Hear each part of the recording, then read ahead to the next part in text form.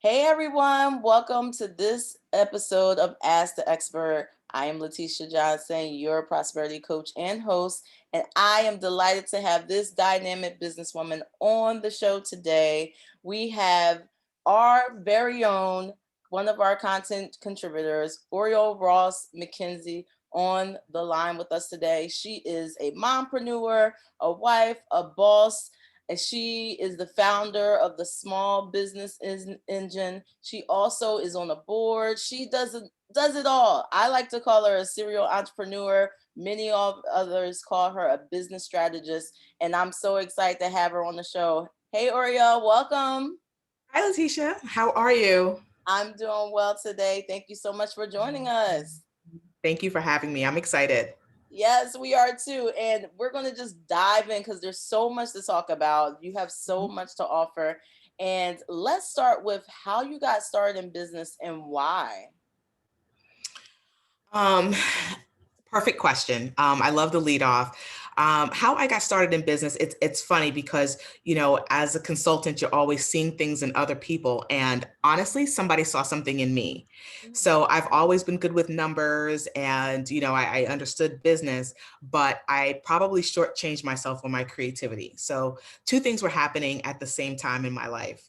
I shortchanged myself on my creativity and somebody saw something in me, brought me in on a project for my writing skills. And from there, I started to contribute interviews, biographies. Then it turned into marketing. And then I stayed on the projects and started to consult. So that was one beginning. And then simultaneously, I was having all of these conversations during probably shortly after my college years with my friends and offering my advice. Oh, this is what I would do, this is what I would do. And then by the third time when I tracked it, all those ideas were winners and profitable winners. So that's when it occurred to me that there's something there. Wow, that's very interesting because I love that your journey has literally evolved over time. Now, speaking of evolving, Mhm. you have managed to shift your business in several ways. And, due to the pandemic, many of us are still looking to find, our niche, looking to find our, how we can stay afloat. We're looking to shift, all of that. So, how have you evolved through these crazy, challenging times? You know, um, it has been really crazy. So I knew that my clients needed more support. So the first thing I did was I made sure that I was there more. I over communicated. So I always find that in times of crisis, over communication is key. If you have a staff, if you have colleagues, any kind of projects you're working on, over communicate. So that's one thing I made sure I did so that people felt the comfort, some sense of consistency, some sense of knowing, because there's so much unknown, and that's a very uncomfortable position to work in and to progress in. So you offer more comfort. So that's one thing I was very cognizant about. The other thing is I love sharing resources. And I love everyone around me. If we're in the same circle, then we all have to be at our fighting weight. So if I know it, I'm going to share it because I may give you what's going on and the how and the talent that's in me. So, it's all going to come back around anyway. But I make sure everybody around me is at their fighting weight and I continue to share and offer and build together. I'm a firm believer in that. Oh, that's really good. Just talking about that. Let's backtrack just a little bit because your journey is very very unique, and so many of us, if we're just starting out or if we've even been in business for a while, it's almost like we're starting from scratch, so to speak. So, Mhm. what advice would you give to someone just starting out or restarting, resetting? What advice would you give to those who are transitioning in business right now? Hmm. I would say know your end game. Know your end game. So it starts with your why. So keep that in a very visible position so that you are looking at that and reminding yourself of that every day. Mm. And then understand the end game. And there are people, we get into business for different reasons. We get into projects for different reasons. We start families for different reasons. So get down to your reason and what you want it to produce. If you have that connection, you are able to track your steps and trend your progress to make sure it makes sense. So to me, just to take it a little bit, on a deeper dive, and I'm not going to go down a rabbit hole here, but if I know my end game is to sell my business in 5 to 7 years, is the product that I'm doing, can it do that? Can Mm, it develop to a sellable point at that point? If my end game is legacy, do I start a foundation? Do I bring in family members? What do I do that's going to create the legacy that I'm looking for? And, if the realization is that it's not a financially supportive position and it turns out to be a hobby, mhm. understand that early. So if you know your end game, you can get all the weeds out of there and create a plan of success. Oh, that's so good. That's so good. Oh my goodness, ladies, let me just make this plug really quickly. Ladies, that was so good. I really hope that you're taking notes and you're paying attention because she said so many things in there, especially around strategy. And we're going to dive a little bit deeper in that because I'm finding and a lot of unfortunately a lot of entrepreneurs, especially solopreneurs, have some difficulty when it comes to strategy. So Mm, let's dive into that a little bit more because okay. um, we're seeing it. You sit down with a lot of clients, and I know you see a lot of different things, but just the end game. Let's talk about that. How to prepare when you're Mm, jumping into entrepreneurship or when you're looking to scale, how to prepare for that, and what are some suggestions you would give to us for how to prepare and really strategize so that way you can win your end game. yeah. There's so much that goes into it, but it's all doable. It's not over our heads. But I think a key thing is to have a money coach, Mm, because you don't want to get bogged down in the minutia and not know where you are financially and what your financial goals are, right? So have your money coach with you along the way to, hey, let's move this way, let's increase, let's sell more product, let's do whatever it takes. So that's the one thing. And, controlling your expenses. Um, have build out your team. So when I say was your money coach, the other person would be, a consultant like myself who can see things. I pride myself with seeing blind spots, and yeah. that's just where I'm good at. So in the face of it, I look like the no person. I look like I don't see the light. I may even, come across, oh, she's negative. Not at all. But I'm here to tell you, hey, watch out, there's a manhole. And I don't want you to fall into it. I want us to build a team around us that's going to get us over the hurdle to the finish line. So when it comes to the strategy part of it, that team, so you'll have, your accountant, you'll have your legal plan. I have one client right now, and he, unfortunately, somebody's abusing his name in a different state. So now we have to go and look at, legal counsel in that other state to protect. How far are you willing to go to protect your name, Mm, protect your brand, and protect your money? But have somebody that you're always ready to call to get those things resolved. That team is everything, so that you end up working on your business and not just in your business. oh, excellent. Excellent. Ladies, take notes, take notes. So, and speaking of working not working in your business, let's talk about how you've been able to balance it all. I mean, you are a wife, you are a mother, you have several businesses. What advice and suggestions and practices have you put in place in order to stay afloat, have balance, and still look beautiful at the same time? You're very kind. Thank you. I You need to direct where you want to go. So there's a lot of talk self-care, prioritizing yourself, but it looks so different for other people. The one thing I don't accept are cookie cutters, because that means that you don't have a real consultant, coach, strategist. You don't have that on your side. If somebody's just picking you up and turning you out and thinking it's going to work for you, they have got to get to know you. So the one thing I focus on is getting to know me and what I need. So with my partner, my husband, um, our calendars they sync automatically, whether it's the personal or the professional calendar. So for example, if we're having office time, he already knows that I'm busy at this time. Don't put anything on my calendar. Don't interrupt me. I seek help. So, and help looks different. I may not have time to go to the grocery store, and I'm not ashamed to order groceries. I am not, I am not ashamed to have someone help me clean. I may not have the time, and that's just the God's honest truth. And there's nothing wrong with that. There's nothing wrong with getting the help you need in order to keep the engine going, and grab that, and then have mentorship. And your mentor does not have to look like you, does not have to come from your background. Your mentor should be where you want to go. They should have seen that road. They should have some knowledge about that. Just don't pick somebody who you're enamored by just because. I mean, that it's impressive, but if they haven't been where you need to go, then what's the conversation?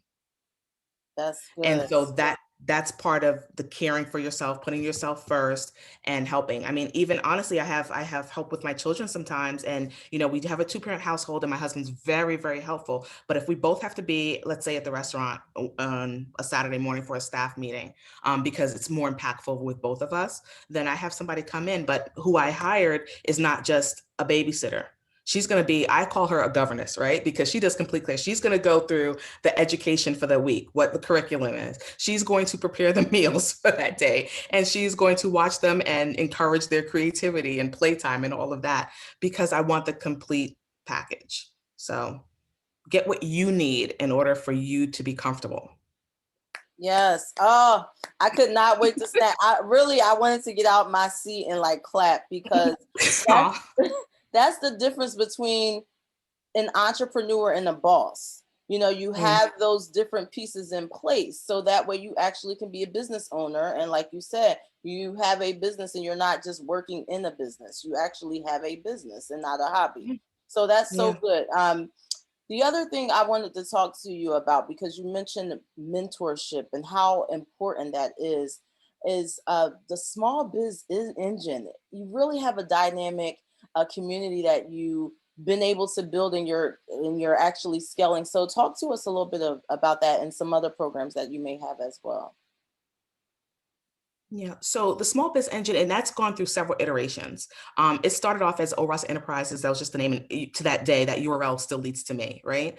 And through that, I wanted to create something that had legs and tentacles and reach. So that's when I came up. A lot of my ideas happened like in the middle of the night. I wake up and I'm like, let me write that down.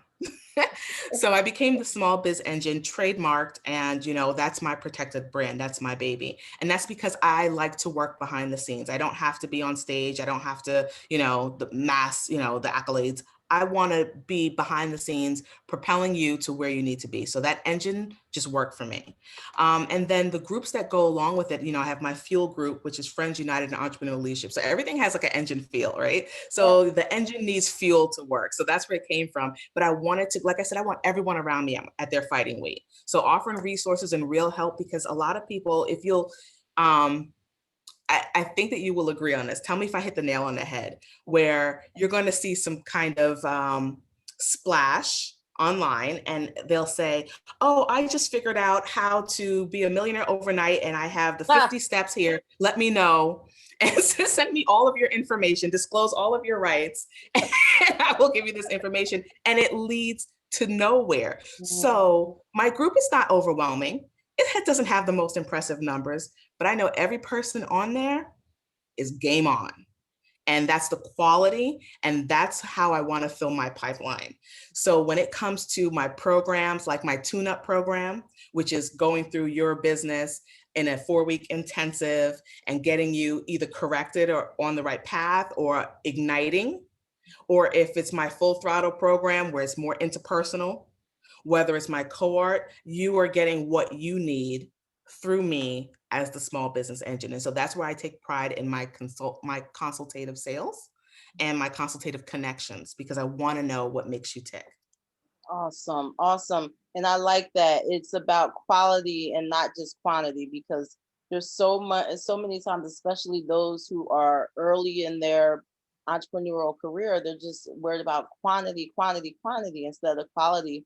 and that's where the results come in. So I Right. love that, and that's one of the things I admire about you. The other thing that I admire about you is that you literally run won numerous awards. You've been offered to be on panels, speaking engagements, all sort of things, and you're so humble. But please tell us, for someone who is looking to expand and to get media attention or to get more exposure, what are some suggestions you would offer? Leverage your connections. Leverage, it's not, there's a difference between bragging about yourself and knowing your worth. If you know that you have what can help an organization, tell somebody. I can absolutely speak on that. That absolutely is in my wheelhouse. I have experience here. Can Get qualified in these. can I you have just experience. Yep. Can you hear me? Yeah. So yes. let people know that you have experience, and leverage your connections. On your website, it should say speaker. It should have a form on if somebody is looking for a speaker, how to contact you, and all of your booking information and what your requirements are. And then ask them their budget. A lot of people speak for free all the time, and they want to pay you in visibility. You can't eat visibility. So if you can, I've taken these gigs, but trust me, that platform has to be something that at the end of the day I could write my own check. If that's not the platform that I'm being offered, then I can't speak at that because I have other things going on. So let people know, and I'm very humbled and I'm very thankful for every offer, for every award. It means something. I have another award coming up for highlighting Black women, making moves, something like that, and I'm excited. So I can't wait to share that with you and the group. But I'll let you know more about it. I hope I win. It's competitive. I hope I win. Absolutely, and we're definitely here to support you. And speaking of winning, what's next for you? Because I know you have some great things in the pipeline. So just can you give us a little bit of tea? Yeah, yeah. All right. So this is the peak under the tent, right? So I am continuing to develop my courses, and a lot of my clients, they want the next step, so they may feel like they've graduated and they want to continue. So I said, you know what, let's deep dive and get a little deeper with that. So I'm in development there.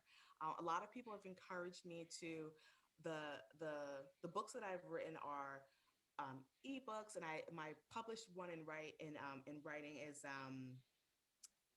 is an anthology. And so I've been encouraged by, keep your circle with people who will not let you shrink your goals.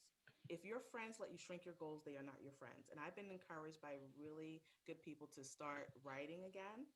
That's where it all started. So that's just something that I'm thinking about right now, and probably, maybe creating my own work instead of being a part of. So that's a little bit of the peak under the tent. And I am the Miss Florida Majestic International regional title holder, and I'll be in that pageant in August.